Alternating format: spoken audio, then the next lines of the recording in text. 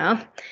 Eli meillä on tässä materiaalina valittu siis WWF:n sivuilta tämmöinen kaiken maailman eväät, ja se oli semmoinen ympäristökasvatuksen niin kuin materiaalikokonaisuus. Siinä oli 5 eri linkkiä, niin me valittiin niistä tämä yksi, missä on oppitunnin harjoituksia.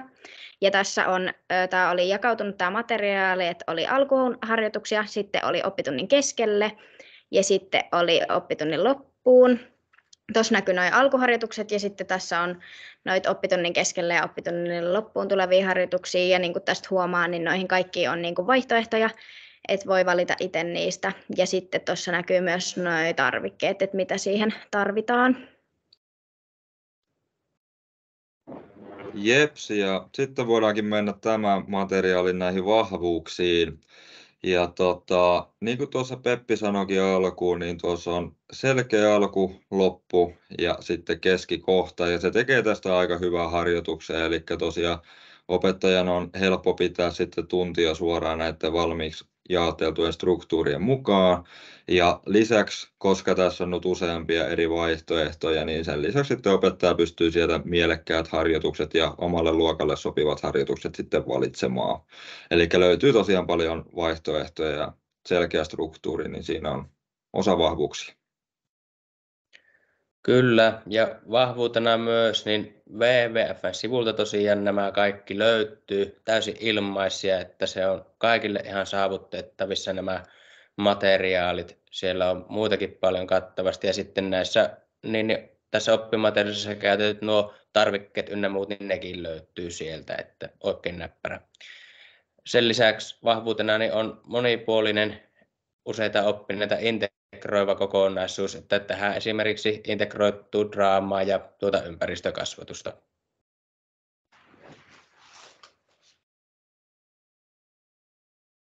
Joo, ja sitten tätä materiaalin ehkä suurin heikkous on se, että sen lähestymistapa ei ole monipuolinen. Että vaikka se tuo tietoa asiasta, se on hyvin yksipuolisesta näkökulmasta, eikä se esimerkiksi ota huomioon ilmaantuotantoa kokonaisuudessa, vaan korostaa vahvasti yksilövastuuta.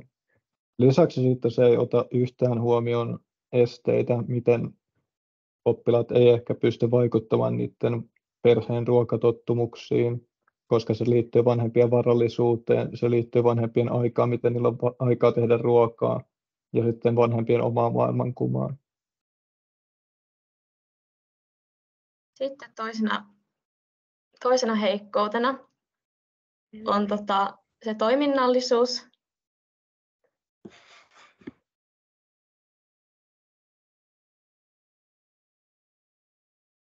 Toiminnallisuus kohtaa, että kaikki tehtävät oli semmoisia, mitä tehdään niin kuin isommissa porukoissa.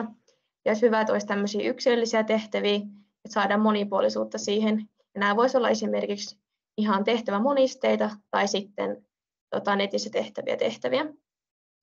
Sitten kolmantena heikkoutena on tuo materiaalin etäisyys. Eli voitaisiin esimerkiksi näiden lumileopardien sijaan käydä läpi siitä, että mitä se ilmiö aiheuttaa Suomessa, vaikka niin kuin lajeista esimerkkinä niin saimaannorppa. Niin sillä tavalla tämä asia voidaan tuoda lähemmäs sitä oppilaan omaa lähiympäristöä.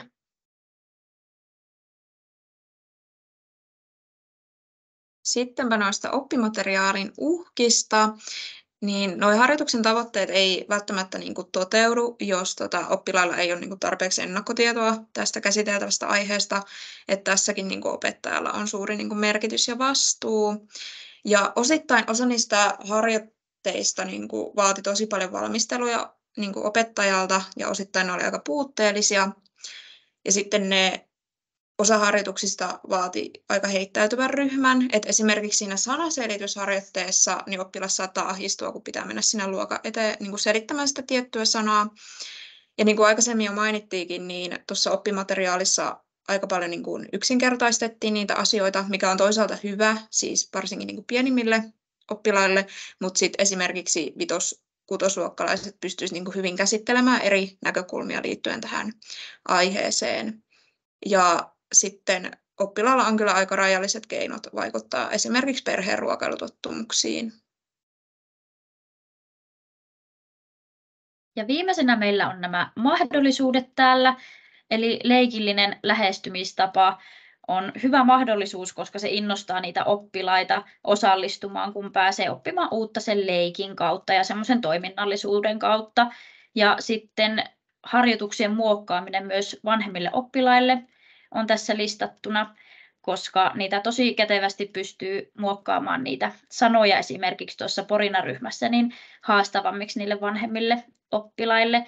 Ja muutenkin sitten näitä harjoituksia niin aika hyvin pystyy muokkaamaan laajasti. Ja sitten tuossa viimeisenä on, että askarrellut jalanjäljet luokan seinällä, niin ne sitten innostaa ja muistuttaa niitä oppilaita toimimaan sillä luvatulla tavalla.